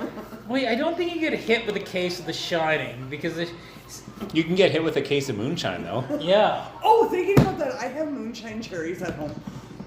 that sounds like They sell a those at terrible the idea. Superstore or liquor store. I know, but they're really good. But yes, Like a yucca flux type thing. No, they're actually cherries soaking in moonshine. There's also pickles, too, you can get. That's what yucca flux is. Yucca flux is just fruit in vodka. Yeah, but that's vodka. I got moonshine. Okay. Why would you take apart the snowcat, you crazy, crazy bastard? So that they can't escape. But, like, then he you're can't escape, stuck. yeah. But he never planned on escaping. We just planned on murdering his children? And his wife. I always think of the song Hotel California when I think of this movie. Why? I don't know. Like, I guess you can never leave. Yeah. You can check out any time you like, but you can never leave. Yeah. I think that's a drug song, isn't it? It's something. Kinda. Here he comes to save the day. Oh, it's not him yet. He's coming. He's coming. Luckily. He's having a really good nap on that rice. I don't Also, think that's Salt. That's a lot of fucking salt. they have a lot of food down there. Like, No wonder it lasts so long. Look at all that salt. Everything is pickled at this point. Dick said that it's impossible. They could have something different every day. Is that like a jar of peanut butter he's been got eating? Peanut butter and Planters peanuts and Oreos and Spam. I would not make such a big mess, I guess, if it was me locked in the pantry. Oh, that's your concern? Yes, that is my concern. I don't blame him for wanting to murder his wife and kids now, though. Really.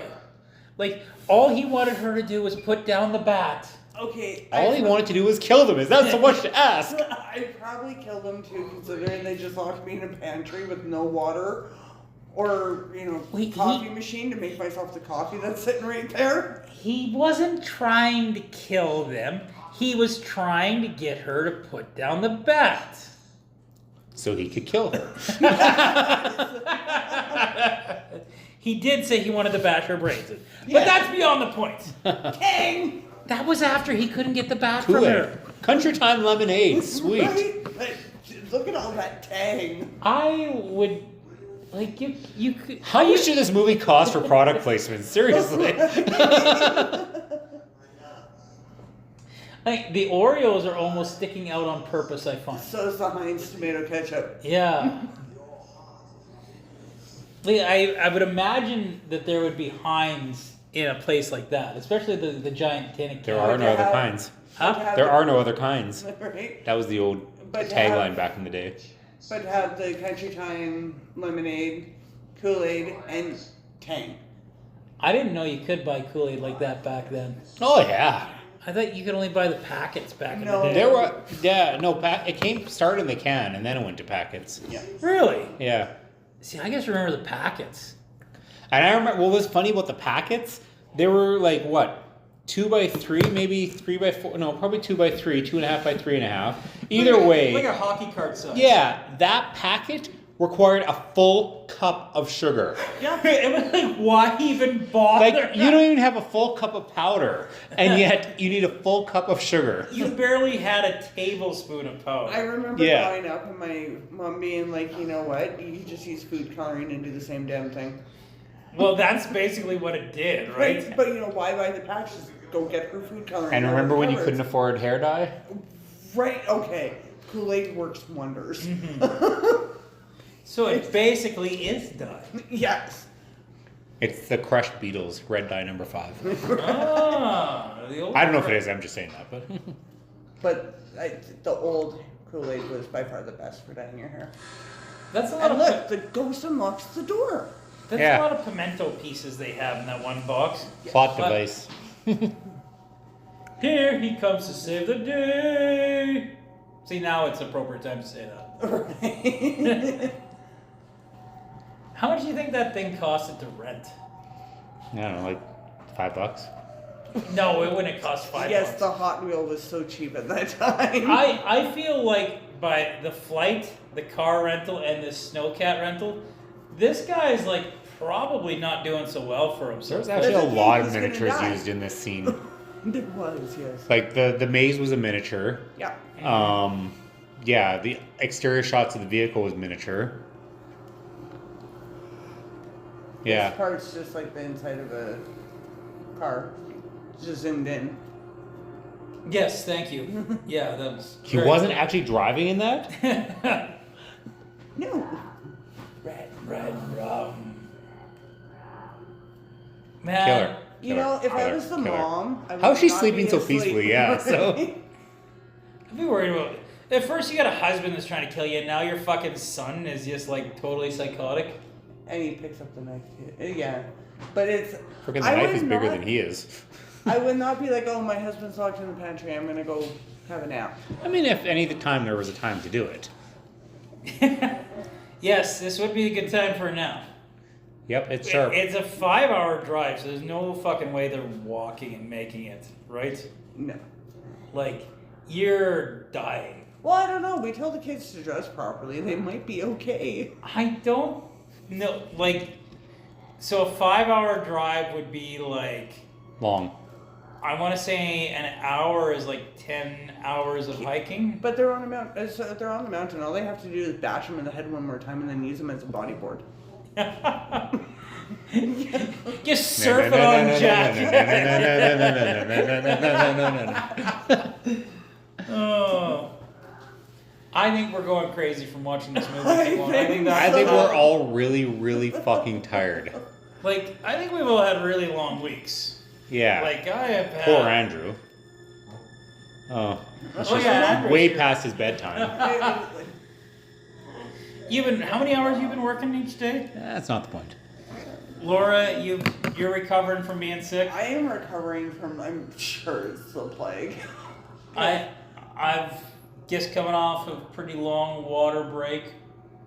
Which, like, if any of my old neighbors are listening, Angela or Lee, not a one of you guys came out to my dig site and offered me coffee. Angela, be better. And you know what? Thinking about that when you were doing the dig over by the video store before it closed? Yep. Even I stopped and got coffee. You for did. crying out You loud. did. That's okay. Last night I get to the Windsor, and every week there's two girls that come, and they always bring coffee. And I see them come in with their coffee. I'm like, really? Again? And they're like, well, we were going to. We totally forgot, blah, blah. And then they give Jay one. I'm like... And I literally Son said, of I'm a like, you bitch. fucking bought Jay one? I said that just like that. So she actually left and got me one. Oh, here comes the infamous axe scene, eh? This is my favorite part of the movie. This honestly is my favorite part. The whole, here's Johnny. You know what I can't believe? That It's not butter. Shelley Duvall couldn't get through this window, but her kid could. Right, so She's a and fucking toothpick. So did you know with this scene as well, because of Jack Nicholson's experience as a firefighter, they had to put in a thicker door? Yeah. Because he was originally taken and he'd do the swing and he'd like knock it down in one hit.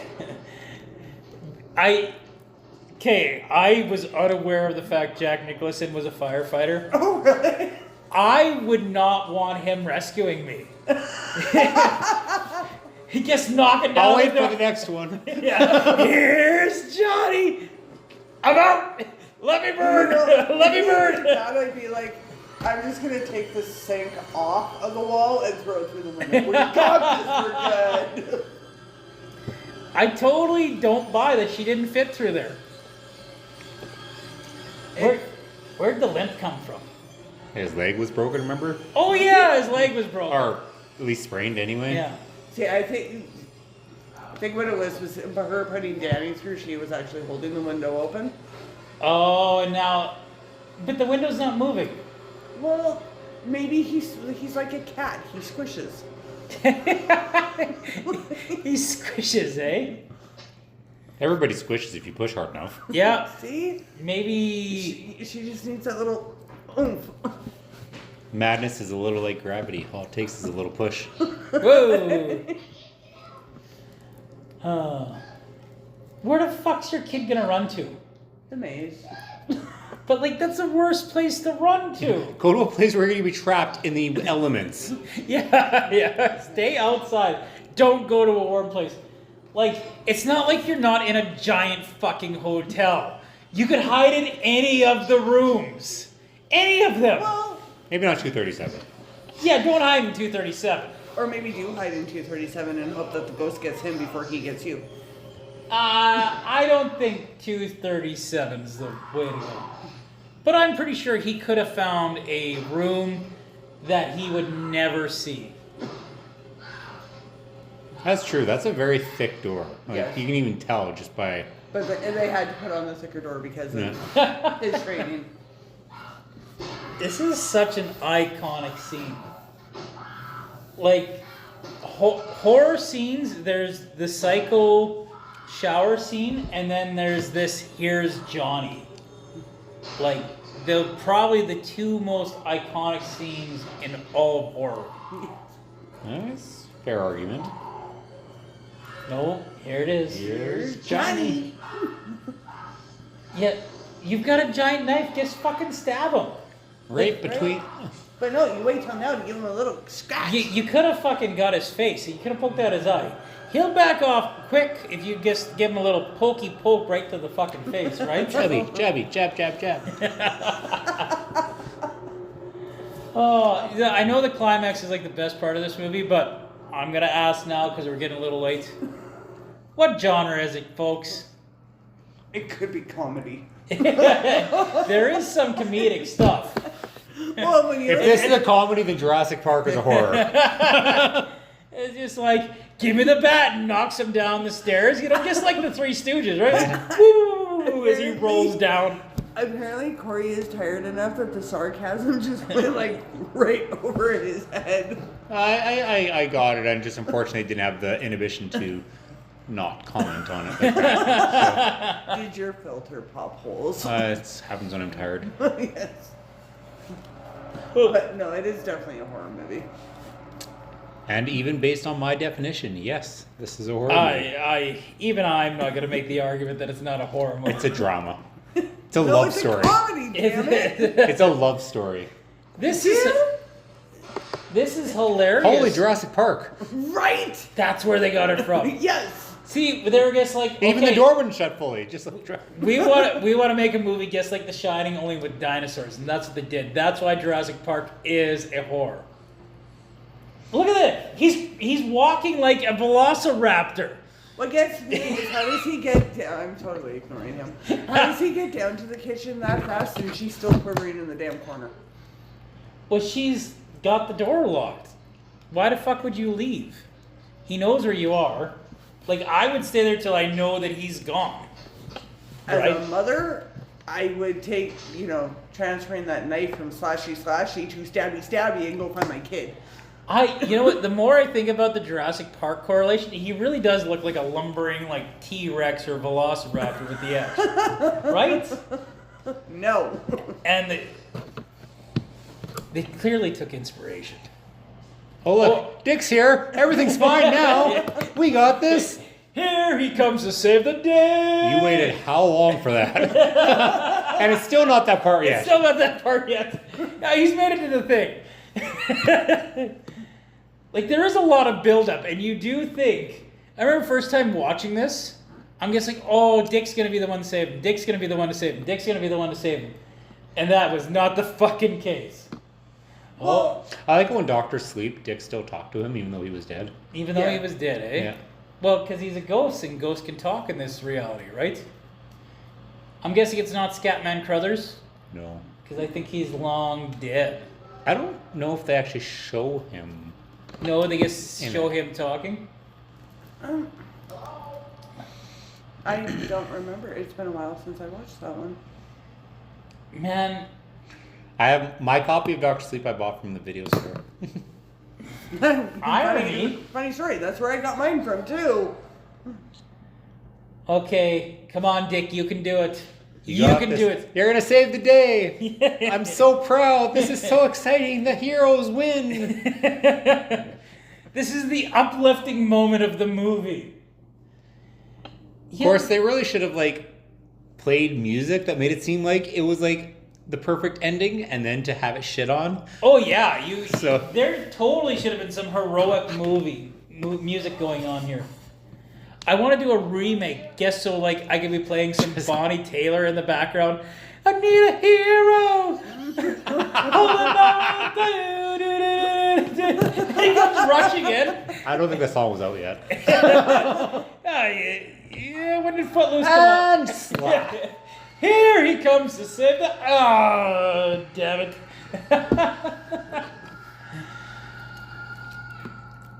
Wow, that really impacted Danny. Okay, maybe he actually is crazy. Maybe he just didn't want the bat. Maybe he does want to kill people. You guys got me Maybe. convinced. Maybe. He actually has gone crazy finally. See, now he looks more like a demented velociraptor. Look at the way he's running. It's a velociraptor with a limp.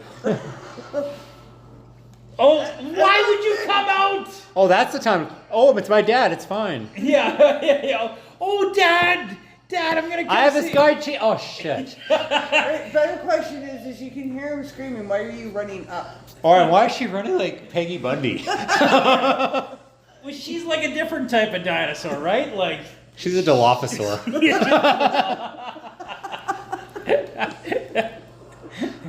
If you guys could take anything from this podcast, The Shining and Jurassic Park are the same movie. Spielberg copied Kubrick? If they're taking anything. Oh, there's that finally. Oh, why?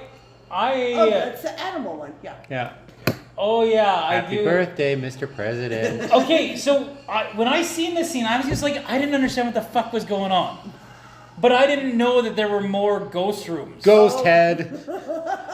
And why is his ass bare? Pegging.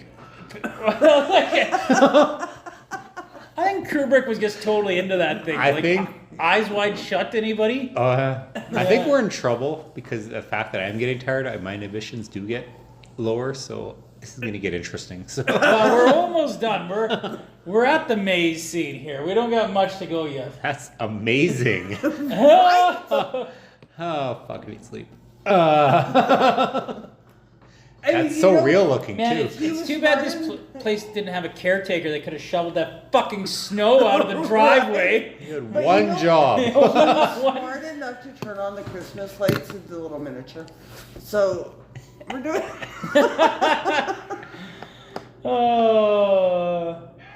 We're either going to get really silent or we're going to get really giggly. Just because like, you can tell this is dragging on for us. We're going to finish this movie, though. Okay, I'm already tired because I'm sick. You're tired because you've had a really long week. Corey's tired because he lives in the store right now. I mean...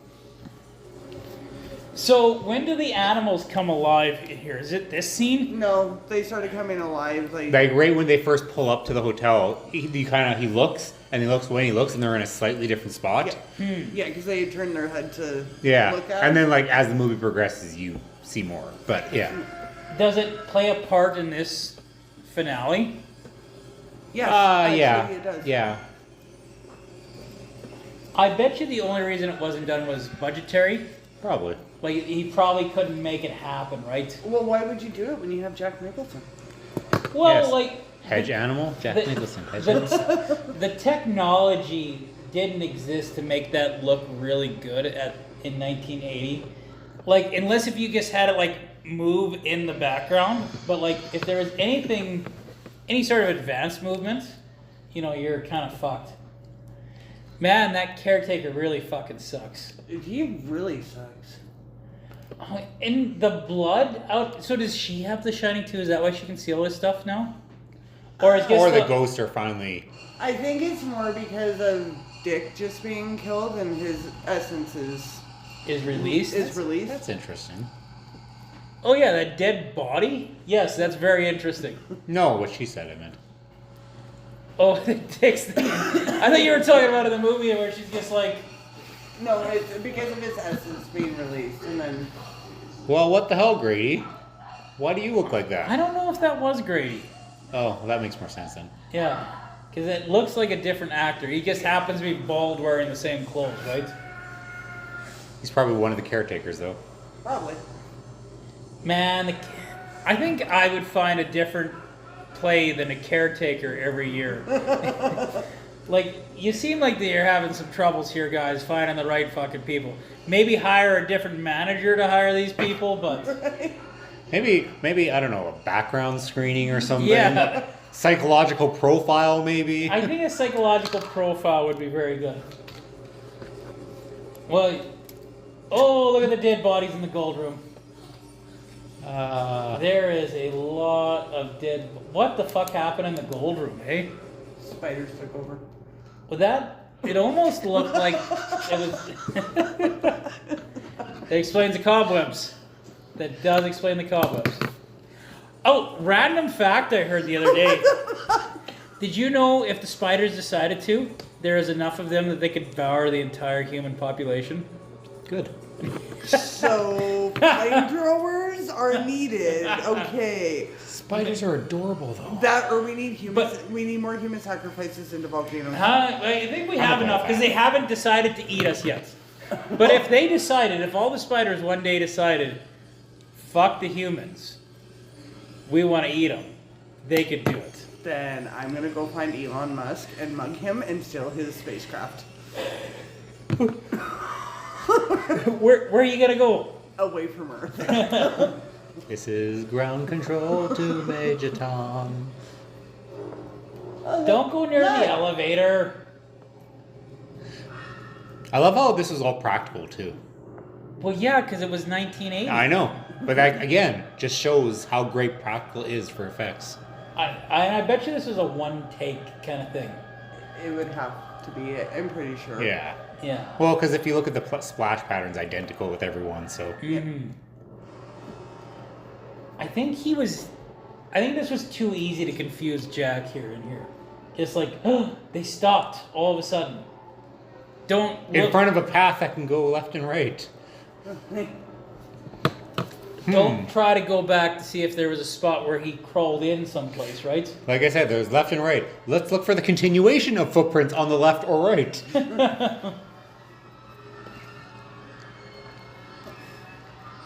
Is the maze big enough, you think, that he could actually, like, get lost and die in here? It's pretty big. Mm-hmm. I remember in Lloydminster at Bud Miller, they had a maze, hedge maze there, and you could see all the spots where people had crawled through the walls to find the cheat way to get out. Oh, good. Like, oh, here comes the yawns. Are you guys ready for final thoughts through this scene of this movie? Yes. Okay. Laura, final thoughts on the 1980s Shining. So I still think it's a good movie. I still hate the music. I'm always gonna hate the music. Overall acting, Nicholson is typical. It's what you expect. The kid that plays Danny and Shelley Duvall, I can live without him. But I'll still give this one a 6 out of 10. It's not one of my top Stephen King's, and it's never going to be. I feel like Shelley Duvall was the perfect cast because you wanted somebody plain and very unassuming, and that is. And she runs like a typical valley girl. Like, Yeah. oh my god, Yeah. how didn't she? So I said stab the Peggy herself? Bundy walk there, Right? so. And I think you wanted somebody like that. You wanted her to stab herself? You wanted somebody who looked very unassuming, right? Yeah. I assume that's right. Corey, what are your final thoughts on The Shining? I don't know. I really enjoyed this movie, but I distance it from Stephen King. I like this as a movie of its own movie. I feel like you gotta. I think one week we're gonna do a Stephen King appreciation week and go through a lot of his works. But Do that. yeah, but as far as the movie goes, I think it's a fantastic movie. The kid was really good for his facial expressions, but that's kind of where it ended. Shelley Duvall was Shelley Duvall. I mean, it really was fine. Jack Nicholson, yeah, you could argue is Jack Nicholson, but I mean, batshit crazy Jack Nicholson is still amazing. So, Where he's crazy, he puts on an amazing performance. yeah. Where he lacks is the normalcy. Yeah, he doesn't look ever normal at any point, in my opinion. At the interview, right at the beginning, he's already zoned out and looks like he's ready to kill somebody. Which, again, in the book, it kind of makes sense because he's talking about how much he wanted to, you know. But, yeah, now Jack freezes to death in the maze and the end. Well, they had a couple alternate endings, eh? Yes. I don't remember what they all were, but there were. I'm sure it's in here. One of the endings was that they, there were some endings that were never ever released. Cool. So there was the story about the one ending is that Stanley Kubrick had it in the movie up until the day of release.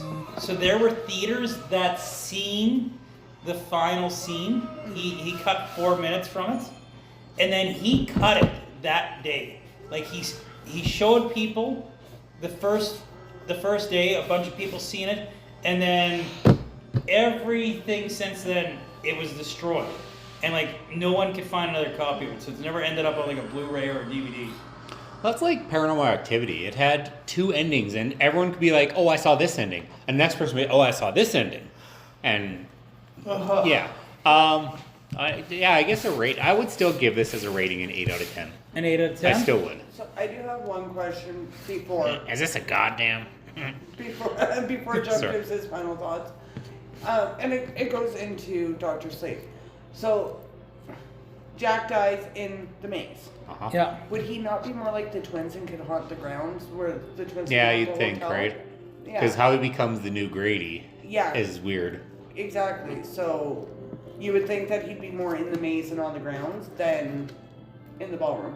Yeah, I don't understand. So, how that and if you look really carefully here, Oh, 1921. Oh, I 1921. was so close. I said but 31. if you look really carefully, you'll see Grady and a lot of them in newer dress versus older. Is there a guy wearing a bear suit with his ass hanging out in there someplace? No, he's in the president's room. The one guy almost looks like Groucho Marx, Right?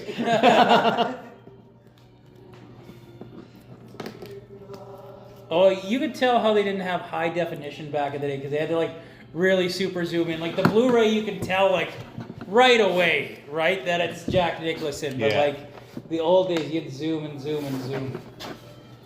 Oh, the July 4th. I thought it was a New Year's Eve ball too. That's what I thought. Yeah.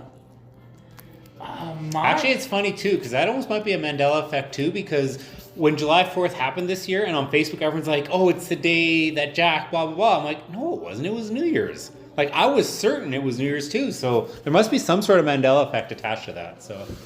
But there's actors that are credited in the scene that weren't in there from the deleted scene. But it was basically kind of an illusion that they didn't make it, that Wendy and Danny didn't make it, and he just didn't like I think that's a perfect ending. Like going on to the scene in the Overlook, like that just it makes you rethink like everything, right? That's what Stanley Kubrick did really well, was like made you think about the friggin' movie. He did, and I will definitely say that. He makes you think. Mm-hmm. All right, Jeff, what are your final thoughts? My final thoughts, I don't want to call it a masterpiece, and I feel like I'm giving it way too high praise, but like it's hard not to, for me. Like it is an excellent movie. Like I'm really debating about giving it a coveted Last Crusade. Like I think it's excellently done. I think it's well acted for the most. Well, there are some acting blemishes. Jack Nicholson puts on a fuck of a performance when he has to, and Shelley Duvall does too. This movie haunts me sometimes. I guess think about it. It's just like, what the fuck was this? What the fuck was that? Right? And I love it when a movie makes me think. Right? Have you ever watched American Psycho? Oh, when it first came out. That movie, and it's funny because the book did the same thing. It makes you question everything you just saw. Mm-hmm. So, yeah, it's been over 20 years since I've seen American Psycho. It is freaking due. love it. It's in my top 5. Yeah, like overall. and I didn't care for it when it first came out, but that would have been the time period when I seen it. I think a lot of people didn't really care for that one when it first came out. It was too artsy. It was at the time when I watched it, I was not into a movie like that. And when I didn't see The Shining till I was well into adulthood, and I would not have been into The Shining back when I was younger, right? See, and even this one, like I remember watching it when I was younger, and the music has honestly always. Mm-hmm. It's not something I would have got past when I was younger, right?